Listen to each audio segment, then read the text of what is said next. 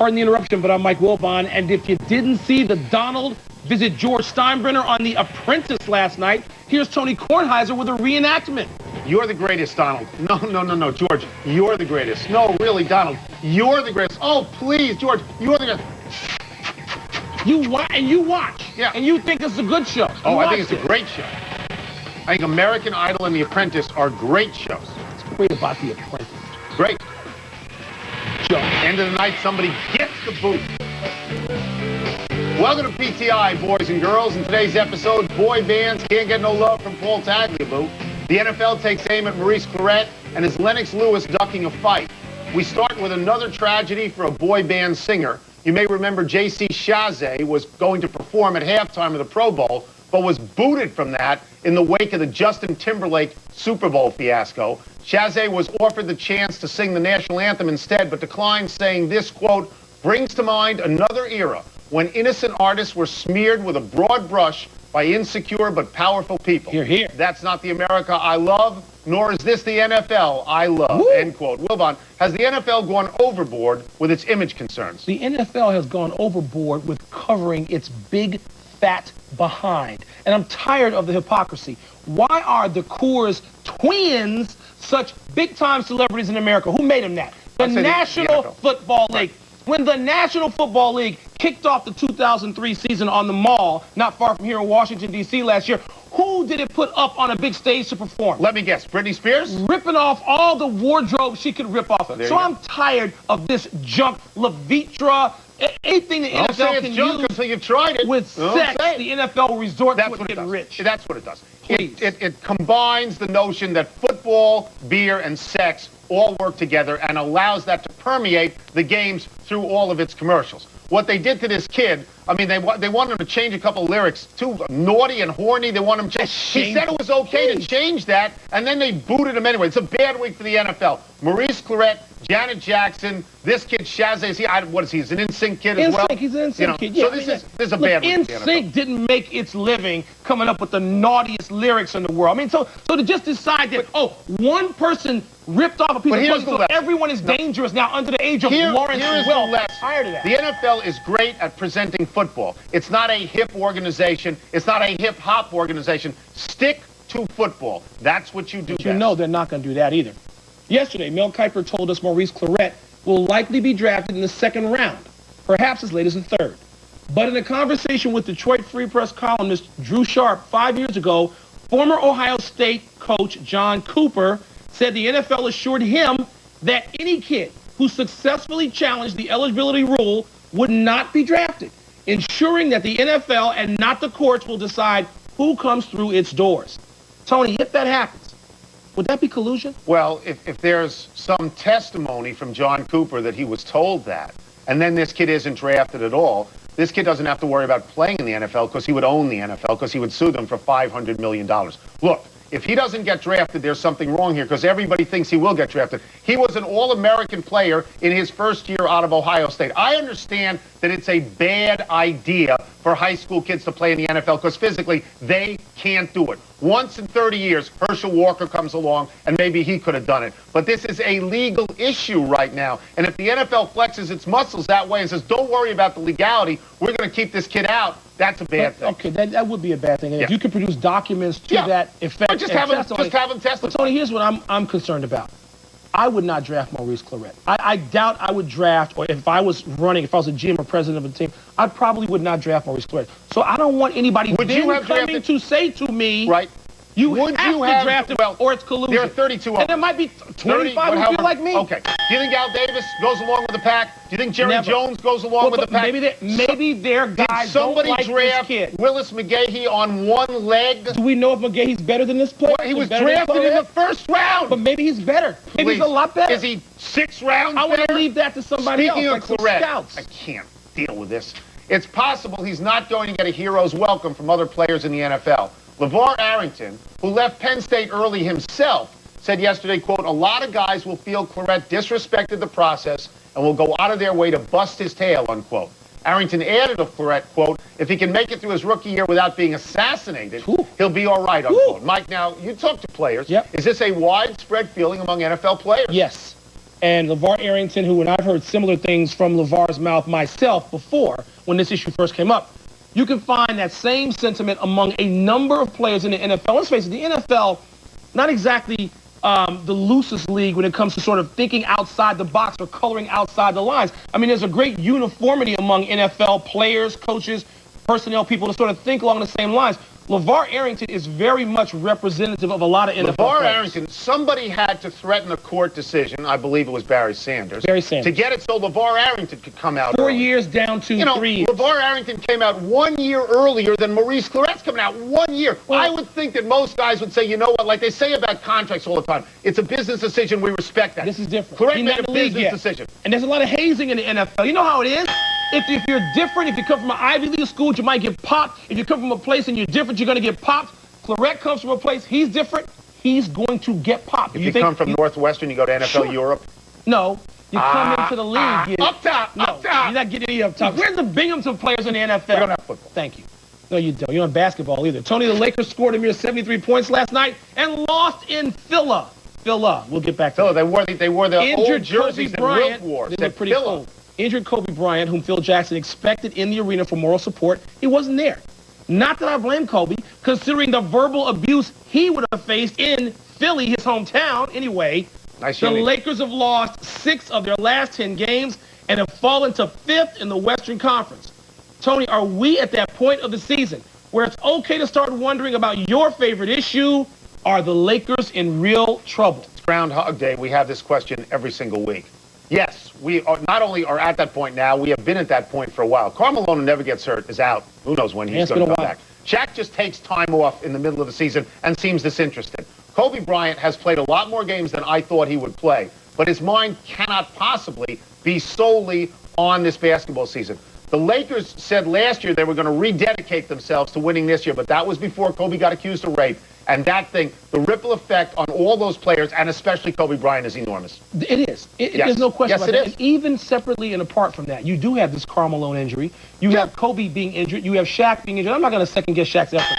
I know he's out. He's just not there. But as you reminded me years ago, you don't know what goes on in a 7'1", 350-pound body. You don't know. He's hurt. But my point is, I told you weeks ago, they have to have the band together by early March, or you can forget it. The team looks disinterested. Lennox Lewis made it official today. He retired from boxing. Nobody believes that Lewis is going to retire forever. Many people believe he's retiring to duck having to fight Vitaly Klitschko again. Like the last heavyweight champion to retire as champion and never unretire was Rocky Marciano. There you go, bringing up Rocky Marciano. Almost 50 years ago. You think Lennox Lewis is going to make it? I think Lennox Lewis is going to make it until whatever point somebody writes a check for $20 million, could be tomorrow, which is what he could make and probably will make, somewhere between 10 and 20, for fighting Klitschko in a rematch. I don't think he's ducking Klitschko because, as you reminded me when I sort of tweaked Lennox Lewis, everybody being who beats a team him drinker, or comes close to him, he comes back and he beats him. So I think he will ultimately have to come back. Tony, I think he means it now. Lennox Lewis is a very well thought out guy. He's well spoken. You used to hate him. No, I never hated him. I made fun of him. You used to rip him all the time. I like doing that. But he thinks out his positions well, and he explains himself well. And he says, you know what the drug in boxing is? It's one more fight. I think there's another drug. $20 million. I think he will come back as well. But having said that, I admire what he is doing right now. He's talking the talk well. I mean, he's out. His brains are not scrambled. He's made a tremendous amount of money. It doesn't seem that he wants for anything. I hope he makes it. I would think that would be honorable, but I don't think so. You do think he's coming back? Of course I do. All right, just check. Ray Leonard came back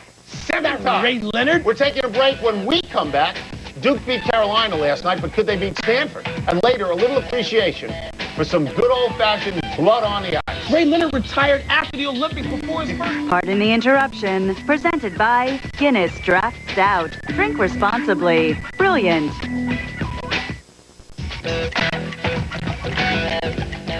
Duke beat North Carolina last night in a great overtime game. Digger Phelps joins us now from an upscale salad bar in Bristol, Connecticut. We'll get to Duke in a minute, but Digger, at this point, Carolina, I believe, is 3-5 in conference. Is this harder than Roy Williams thought it was going to be? I didn't think he expected to see the competition so fierce this year. When you see Florida State showing up and making things happen, and the way Leonard Hamilton has his team on fire at 4-4, and Tim Pickett taking that team to the promised land to get an NCAA bid. Then, of course, Georgia Tech shows up, and when you look at Jared Jack and what has gone on with that program to be that successful. Now you've got teams competing where I still feel 6 teams in the ACC will get in the NCAA tournament, and I still think Carolina has a chance. Even if they lose their next 2 games, Tony, the strength of this conference and the fact that they beat #1 UConn adds to their, I think, criteria for qualifying for an at-large berth.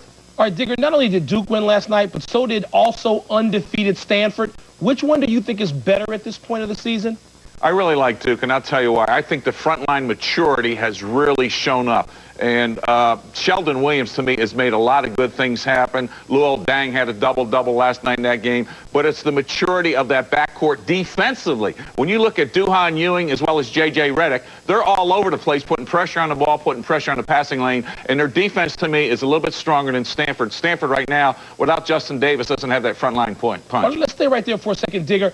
Is Stanford this good? And presuming they lose, because they finished with 5 or 7 games on the road, what's going to be their undoing?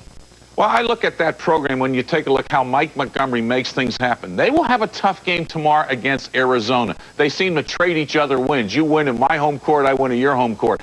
Channing Frye will be the key to that game tomorrow against Stanford. The reason why, he got in foul trouble with 4:47 left last night against Cal, fouls out of the game, they lose. They were down 8, end up losing by 4. He's got to play, and he's got to have the big double-double to punish Stanford inside, and then I think Arizona can compete. But what's happened to this great Stanford team, to me, is when Josh Childress came back into that lineup, he became a spark, as well as Chris Hernandez at the point. They have the inside-outside presence, and this brings up an interesting point. The teams that will show up in San Antonio, to me, go back to the basics. It's the teams that have the balance from points in the paint early in the game, then establish perimeter game, control the boards, get their front line in foul trouble, now control the defensive boards, run the fast break, and the teams that do that, plus play defense, will show up in San Antonio. Right. Duke is one of those teams, so is UConn. Digger, real quickly on the other undefeated team, St. Joe's. Real or mirage? Real, because when you look at that backcourt, they are just dynamite. The mirage will happen on Saturday the 21st against Temple in a rematch. Last Saturday, they lost at Temple by 12. They made 23s. When you look at Delonte West, Jameer Nelson, as well as Pat Carroll, last week against Temple, they combined for 62 points making those 23s. Against Villanova the other night, they score 60 points combined, but I don't think they're going to make 23s in the Palestra, which, as you guys all know, Big 5 games are wild. Yep. Each school has equal tickets, and I can see Temple coming back in a payback game, maybe knocking off St. Joe's. We need to talk to you about what happened at St. John's. You were a coach at a Catholic school in New York City. They had 1 kid expelled, 2 kids suspended. St. John's is a great program for many, many years. Do you think the fathers at St. John's would consider shutting the program down?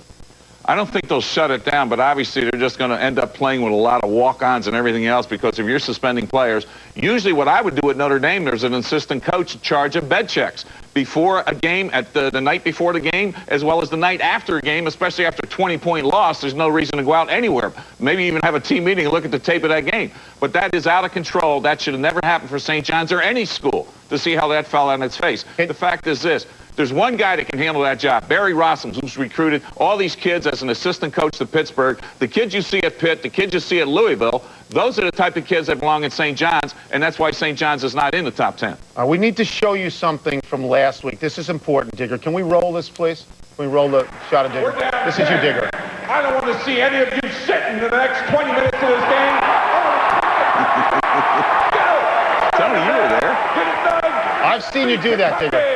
I've done that a Digger, lot. that was a Howard Dean moment for you, wasn't it? No, I was Howard Dean back in the 70s when San Francisco came into the ACC. I was and there. They were 29-0, right? #1 in the country. I came out before that game and got the crowd off their feet in that game. That's how we knocked off But #1 they teams, didn't and that win was this always a one. tradition, Tony. But you didn't win this last one. Well, I didn't coach this game. Oh. They cut it to 3 with 1:07 to go. I thought we were going to make it happen, but Kentucky still held on to win. But that's me. That's how I coach, and Digger, that's how I always coach. Blaming the coach. We like that. Thank you, Digger. Thanks, Digger. Digger Phelps, boys and girls, we're taking a break. When we come back, who'll have the better NFL career, Maurice Clarett or Willis McGahee? You were at that game in 79? Yes, I was.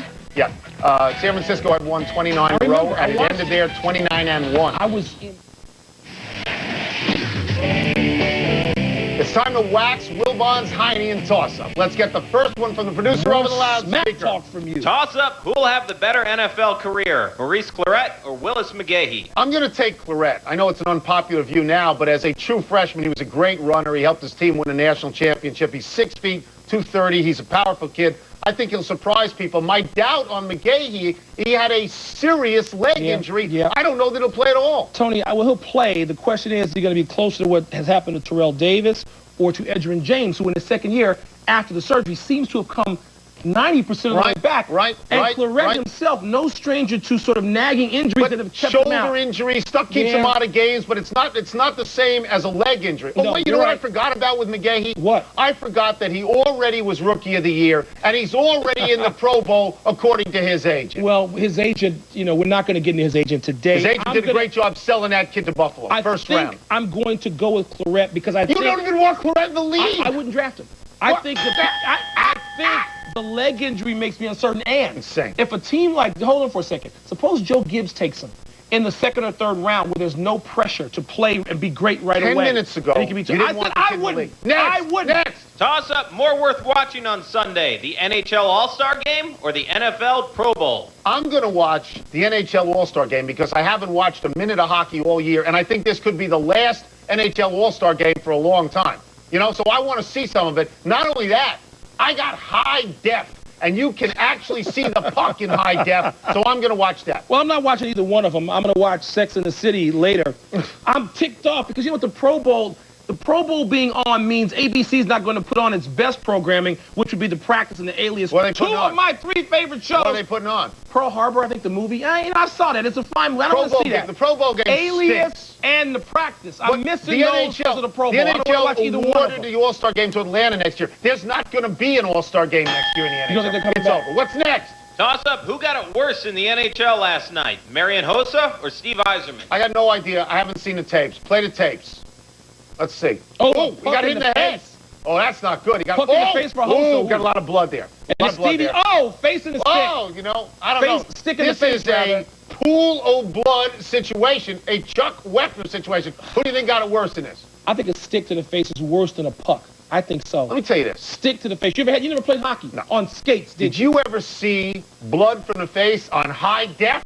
It's unbelievable. It's like your own face has been split open. At least it wasn't from a fight in either case. How can you not get high definition? How can you not have a satellite dish? I got high def. Ridiculous. What's next? Toss-up, more valuable rocket, Steve Francis or Jeff Van Gundy? I'm going to take Steve Francis because he's a player, and they call him Stevie Franchise. Yep. Jeff Van Gundy's a nice coach. Do they call him Jeffy Franchise? No. I don't think so. I'm going to take Stevie Francis, too, because he's the guy who's got to get the ball to Yao Ming. See, the coach can't get the ball to him.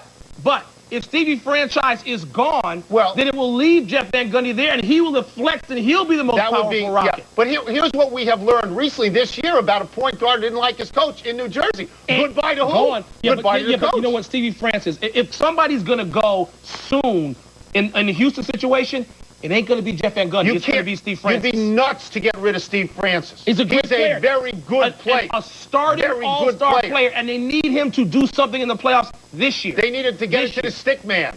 Who's going to hand it to the stick man if not Steve Francis? Next. You're so wrong. Last one, toss-up. You've got one round. Where are you playing? Pebble Beach or Augusta? I'm going to play Augusta because my feeling is it's so private that if they actually let you play there, it's so like very private. You're going behind the Iron Curtain. It's so very private. They don't want us. They might not even want either one of us there. Okay, so I'm gonna go. I'm gonna be a public sort of guy and go to a public golf course. For $600 a shot. I think it's more like 280. No, it's 360. It's way over 300. I've been to Pebble. I've walked Pebble. Tony, I've never played. 17-mile drive. No, it's gorgeous. Pebble Beach. But any one of the courses in the complex. But we play golf. Pebble. But the history of Augusta, you're walking back into history books. Well, you know if I walk so far back in history books in Georgia, I could be hanging from one of the magnolia trees. That's what would happen. That's a little something I like to call victory.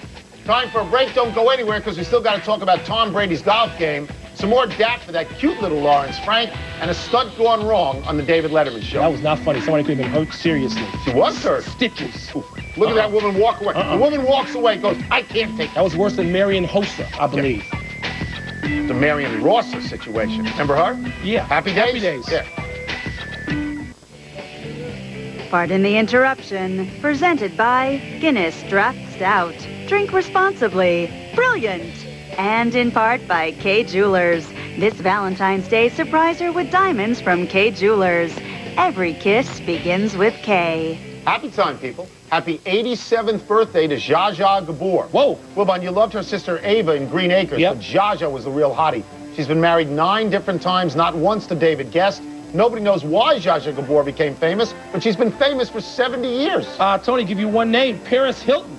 In 67 years, in 2071, she and her sister Nikki Hilton are going to be the Gabors. Famous just because they're famous. Happy anniversary, Michael Jordan. On this day 16 years ago, you won the slam dunk contest. Took off from the foul line, made it look casual. Held the ball near his head for most of the ride before extending and dropping it down. Jordan paying tribute to Dr. J with that dunk. You were there in person back when you were a real sports writer. Didn't you like seeing him play there? Fabulous. No, I did. I loved it. Happy trails to last night's David Letterman show. It never aired because a stunt involving champion snowboarder Tara Dikitis went wrong. Dikitis missed her landing, falling 25 feet onto the street, landed on her back, and was hospitalized with cuts to her head. Wow. She's in good spirits, saying, "I'm just upset that the French judge gave me a 5-6. Tara's pretty cute. Where, by the way, is your girl, the fraudulent French judge? Somewhere in France. That boy, what did we mess up? Joan, you had Maurice Clarett as an All-American Yeah. 2 years ago. It was Larry Johnson and Wilson McGahee. Zsa Zsa, Miss Hungary, 1930-something. In their 30s.